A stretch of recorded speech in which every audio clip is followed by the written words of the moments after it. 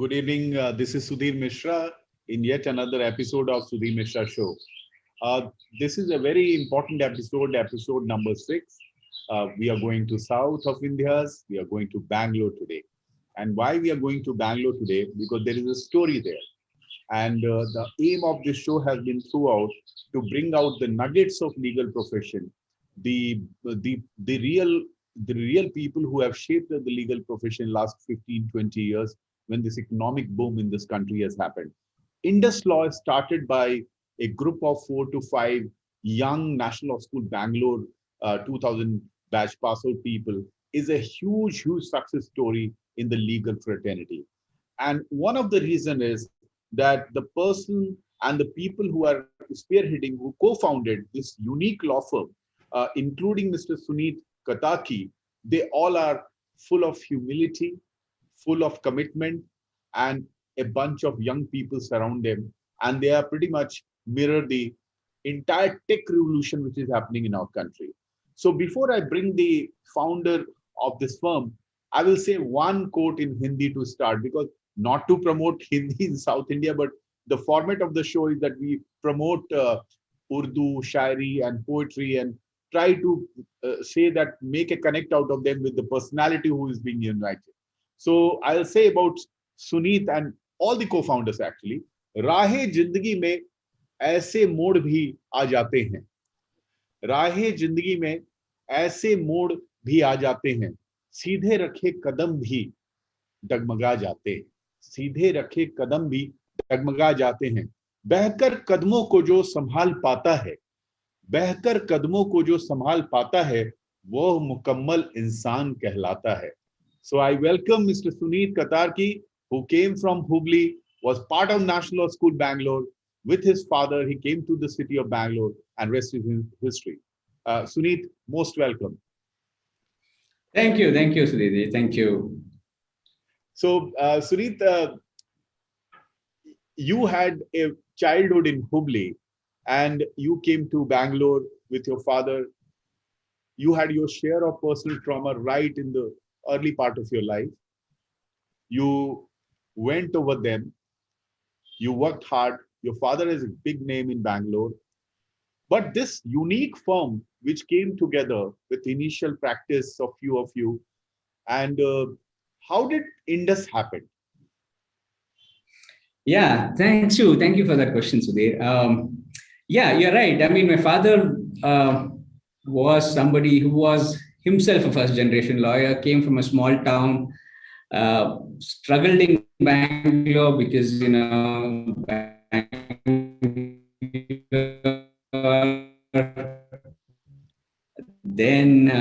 even today, for a lot of litigation lawyers, it takes time. So his initial years were a struggle, and then it was a very interesting life for us. Very happy childhood, but very interesting. We lived in a very small house. The dining table used to be my favorite place in the house. I used to eat there. I used to sort of study there. I used to play table tennis there, and I actually used to sleep there because there was no other place in the house to sleep.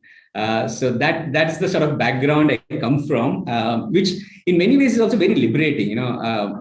We went through initial years that I lived was very basic and very simple life. And so even today, I feel that, I can live by any small amount in life, and that's very liberating. In fact, in some ways, maybe also gives you some kind of confidence to do things differently and not worry so much about, how you're going to sort of make the large pots of money. So that was probably also one of the thinking behind starting Indus Law. We started barely 4 years into the profession. The great thing, of course, was that all of us who studied from law school for those days definitely was pioneering in the terms of the education that we got. The kind of knowledge we got about corporate law, particularly apart from other laws, was fabulous. And so what happened was that, when we came out into the profession after passing out from law school, the one thing we realized in Bangalore was you had great lawyers who were dispute resolution lawyers, litigating lawyers, fantastic lawyers. We had another set of lawyers who claimed to be corporate lawyers, but who really were great at servicing a client. They had good offices. They would make sure that the client was met on time. They would make sure that the client would have tea, the client would be listened to, etc., which none of the litigation lawyers, would do, right? I mean, for them, they came with a slightly different mindset and attitude. But these corporate lawyers, funnily, didn't really have that much of depth in terms of their knowledge. So there were very, very, very few firms which straddled both. That is, provided great service as a law firm and had good legal knowledge, particularly in Bangalore. I'm sure there were a few by then in Bombay and probably some in Delhi, and those were the ones that succeeded. But Bangalore really didn't have any of those. Very good thoughts. I'll hold your thoughts. I'll bring you to a very important thing. On a lighter note, I'll say that a lot of time we hear in Delhi High Court, and in the Delhi High Court especially, that we say that, oh, the National Law School Bangalore is so strong here. I think they should be lucky that most of the Indus founders didn't land up in Delhi directly. So that's because I know how much impact your law school has made here also. Of course, I come from Campus Law Center, and for us, from 2004-5 onward, we started seeing the youngsters coming from your law school, and they had a certain integrity about it, and which always reflects. So friends working together is a difficult proposition, and especially law school friends. And I know that the founding was a little bit of, it is started, and I also want to congratulate you. One of your partners has become now, one of the counsel has become the senior advocate in Karnataka. I think Srinivas. So that's a big news. And that also shows the success and maturity of the kind of law firm which has been created. But how, now the story here is that how friends should work together. And you are a great integrator. Bismarck hai aap. So how friends work together? Yeah, you're right. I mean, one of the first things that we discussed when we set up was that come what may, however this may go, we will not sort of, sacrifice our friendship. We'll always remain friends. So that was one of the first principles we started with.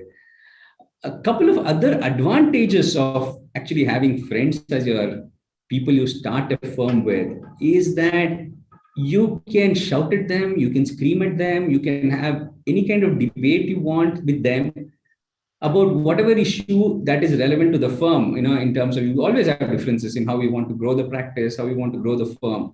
But the great thing is you have those discussions, heated debates, next day morning, it's all forgotten, you're still friends. I've seen so many boardrooms where issues are not discussed and debated hotly simply because people are worried about sensitivities.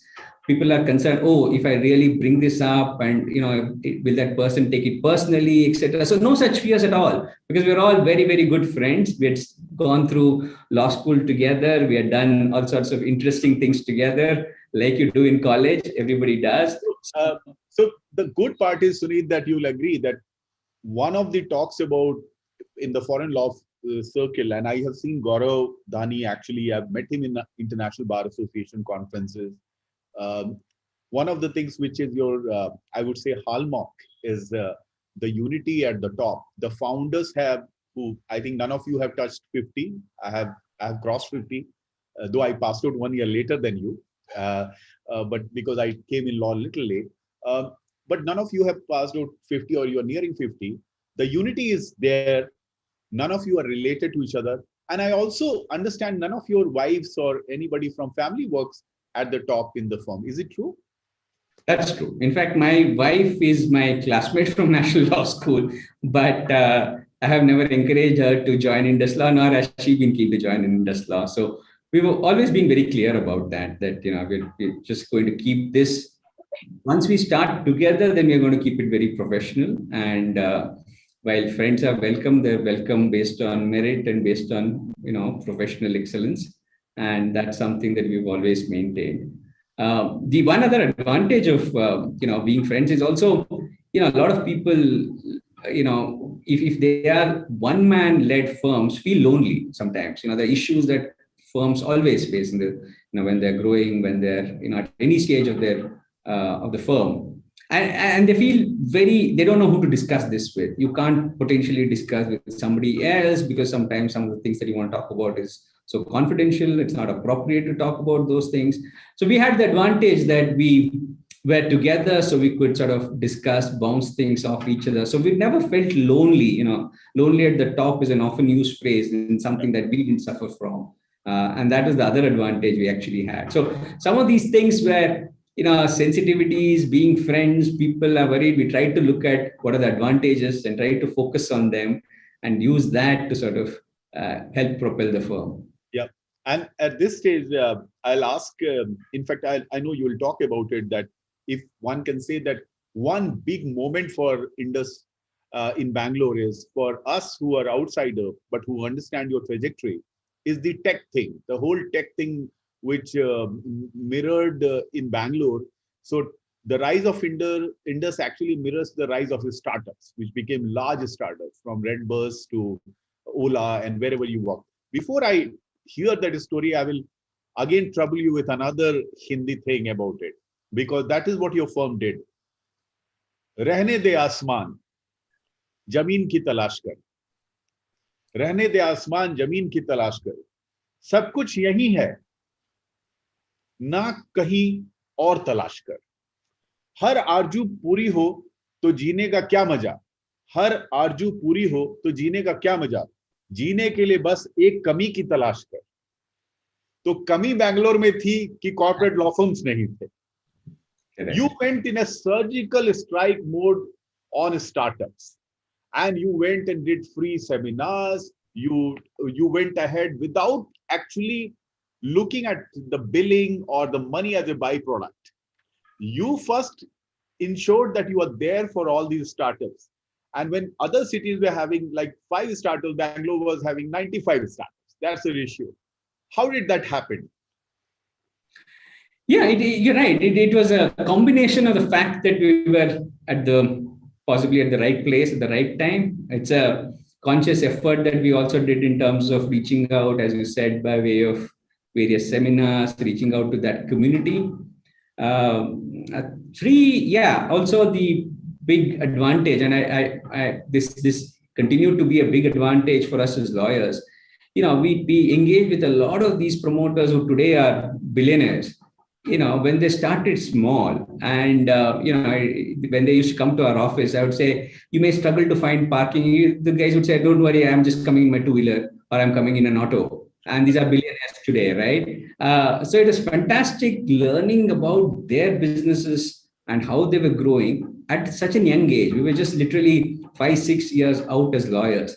At that time, these guys also were youngsters, but from the guy who's envisioning the business, who's building that business, to understand how his business is sort of coming up and to be able to provide legal answers and solutions to those guys, that was a great learning. I mean, that's something that you won't get in books. Law school taught us fantastic legal academics, but that kind of an ability, and as a business lawyer and a corporate lawyer, one of the things you have to do is marry the law and the business. If you don't do that, no client will consider you great. You may be fantastic in theory, but you have to translate that theory into a business solution for a client, and that's what he appreciates you for. So to understand that thinking of a lot of these promoters and how they think about their business, we didn't have an access to an Ambani or an Aditya Birla, right? This is what we had access to, the founders of these companies that became unicorns eventually. And that learning is what we took along with us and helped ourselves grow, and then the firm also. Wonderful. You'll be very happy to know that a few of the startups we are advising, one of my partners said that Indus is from the other side. One of the large fund house you are advising, and we are advising an entrepreneur who is becoming very big now. So we can see that if it is Bangalore, like Bangalore has these brands, Infosys, we say it's a brand of coming out of Bangalore, Ola. Indus also is going in that direction, and it's very aspirational for firms of my size or youngsters who are coming out of law schools. What do you think about, in general, about the economy moving post-pandemic, role of Bangalore and the tech companies, and also few of the unicorns you are very bullish about? Yeah, so I think hopefully the pandemic is really behind us. I don't see any serious third wave. There may be, Possibly will be a third wave, but I suspect it will be mild. Of course, I'm no expert, but this is my sense and my gut feeling. So I think the economy will start moving forward. We were projected to be a $5 trillion economy by 2025. That may not happen. Maybe it'll take a little longer, but the next 10 years, I suspect will be $7, $8 trillion economy. So we're talking about huge amount of growth. Literally two and a half times in the next 10 years at least. And most of that will be in the organized sector. And a huge bulk of it will again be in the tech sector. Tech is what is driving all the innovations, right? So that's therefore tremendous opportunity for people who want to set up law firms, the existing law firms to grow much more, to service these clients. There's a great demand for it. Bangalore will continue to be a big, attractive sort of place for any tech guy to be, any tech company to be. I remember one of these unicorns moving from Bombay several years back, and I said, "You are all from Bombay. You're born, brought up in Bombay. What made you move to Bangalore?" He said, "Suneet, I intend to hire 2,000 engineers in the next 16 months to 18 months. The only place I can do that is Bangalore. Really? I'm not able to, I cannot get that kind of engineering talent in any other city yet."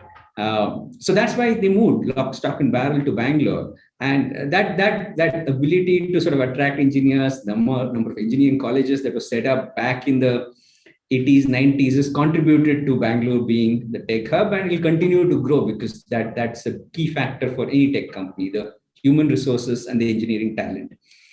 So hopefully on the back of that, we are, of course, one of the unique firms that grew out of Bangalore, right? There's very few national firms that have grown out of Bangalore. Yeah, hopefully this will also mean that some more will come along, and it's an opportunity for a lot of us.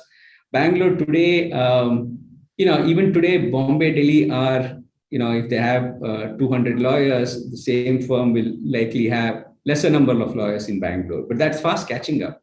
There will come a time when Bangalore will have as many lawyers as Bombay and Delhi, and you never know, it could even become more. Yes. So fantastic opportunity for everyone involved. So who all are the other co-founders? You will like to talk about them and what they bring to the firm, what is their energy, how do you specialize, and which are the areas, how do you do this leadership? Like, there's no concept of ownership of the firm, no super founder, managing partner title, fancy title. How is the firm run on a daily basis? What's the life like? Yeah, good question. So yeah, the five of us are part of the founding team. Two of them are my classmates from law school, both from the 96 batch. Gaurav and Amimukti in Delhi were people we met several years ago, about 14, 15 years ago, in actually one of the legal conferences somewhere in Europe. And that's how we got to know them. So everything, as I said, is a matter of discussion, but there is a certain amount of respect for certain persons' additional ability, whatever it is in a certain area. For example, one of the partners is completely into IT.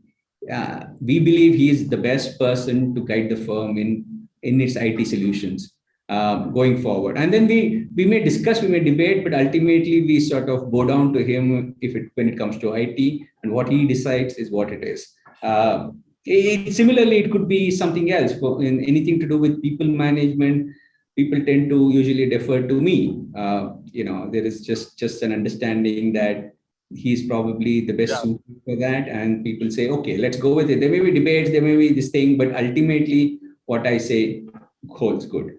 So there are various little things like this that we have evolved over a period of time simply because we know each other so well.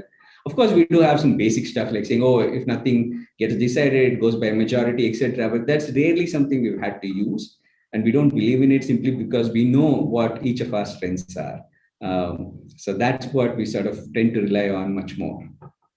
And one of the things which my editor-in-chief, Anurag Batra and Ashima, were very clear, that we want to bring out this rise of firms which have a lot of humility attached to it. And the bigger purpose is not only to personal gratification. And that is the kind of culture which will be very futuristic for a country like us. We need bigger law firms, no doubt about it. So few of the practice areas which you are very clearly going to focus now on. And what is your plan for Delhi and Bombay? Yeah, so you're right. The one thing that we've always consciously sort of done, and that's what has helped us grow, is reinvesting back into the firm. We've been less fussy about how much each of us as founding partners take home. We've been more fussy about investing back into the firm so that we can grow, invest in various practice areas. See, when we started in 2000, to me, 2000 to 2008 were some of the golden years for law firms. And then there were Lehman Brothers, and then it restarted again in maybe 2013, 14, and then firms started growing. But 2000 to 2008, we just set up our firm in Bangalore in 2000.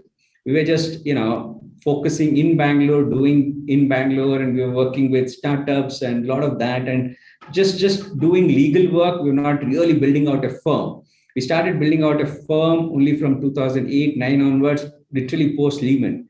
And a lot of these firms from 2000 to 2008 had grown naturally and grown into big firms.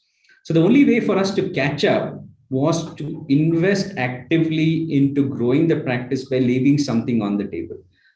We had to get in partners in practice areas that we were not familiar with.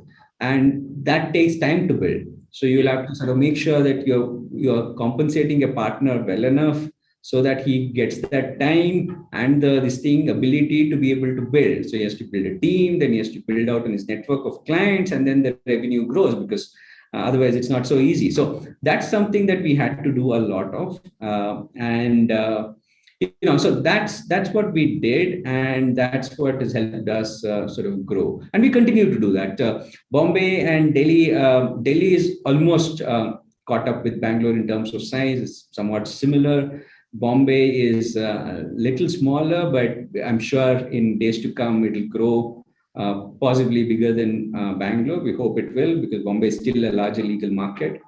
We are making sure that there are certain areas. We want to be a full service law firm. We are almost that. There are certain areas that we didn't have. For example, we didn't have capital markets. We made sure that we built out a capital markets practice. Some of our clients were going to the stage from receiving private investment to getting public investment and doing an IPO. The next logical place for them was somebody who could do capital markets work. So we got that in. To be really a tier one firm, you need to have a tax team internally. So you can't always say we're going to work with the big four. So we've got in a tax team. So we're getting a regulatory team, and we're expanding on that. So we are doing whatever, the areas and the gaps that we have as a firm, and making sure we're planning that, consciously looking for people. The great thing is, we don't have a good law. So we are in a happy place where we just have to really choose from the various great lawyers that are approaching us. And that's a good thing now. Yeah. Initially, of course, it was not like that, but now that's how it is, and that's great. So 2011, I remember that one of the person I was working with, and he was working very closely because I was running my firm, and I was also part of heading an environmental law team of Fox Mundell. At that time, I worked with somebody who joined you and eventually became a partner. And I asked him that what it takes to retain people like you in Indus. And I asked him before this interview, and what a splendid reply he said. He said, because there is so much of so much of opportunity, and there is no toxin. So this is so easily explained. I run a firm where we have 3 partners only. And it's small. I have kept it to small so that I can do all these shows and other stuff. I'm very happy that if it's a tricky environmental law issue, even any firm can approach me, whether it's Amazon issue when I was advising. So it's anything comes to me. But what I realized that our partners they have never left. Like, we are working for almost 10 years together. So I understand the toxin part. Like, so what is your culture thing, which you are very proud of, and which is something you'll tell the youngsters? who are coming out of law school, that what should be the journey? I think the one key thing that I'm fairly proud of and I talk about a lot is taking people alongside. I and none of us as founding partners have been leaders who'd say, I am going forward, you follow two steps behind me. That's never been the intent. We want to promote other partners. We are happy if they get more than our limelight. We're more than happy for that. The style of my own particularly style has been, I like to take people along. So Yes. I involve them in decision making. I ask them, what do you think is the best way we can move forward in this? And then we discuss, we debate, and then I let them do it. It's a collect. I try to keep it as much as possible as a collective decision. So that empowerment and giving them a sense of being able to express themselves, getting a feeling that they are not always in the shadow of the founding partners, and in fact, they can outshine us, and we'll be more than happy if they outshine us. All of that gives, I think, a good sense of belonging and creates that more open culture. And naturally, therefore, toxicity is sort of reduced. And I think that's worked well for us. I'm glad I'm actually running a law firm, but working alongside and taking people along works well in a law firm simply because lawyers are wonderful and very capable and motivated people. If I Yeah. was probably running an organization that needed a lot of unskilled workers, maybe this style of leadership wouldn't have worked. But this style of leadership or running a firm works well because it's a law firm. So I remember when I went to Parag Tripathi for this interview, I asked, he was my senior. I had worked on many transactions. I still work with him alongside him.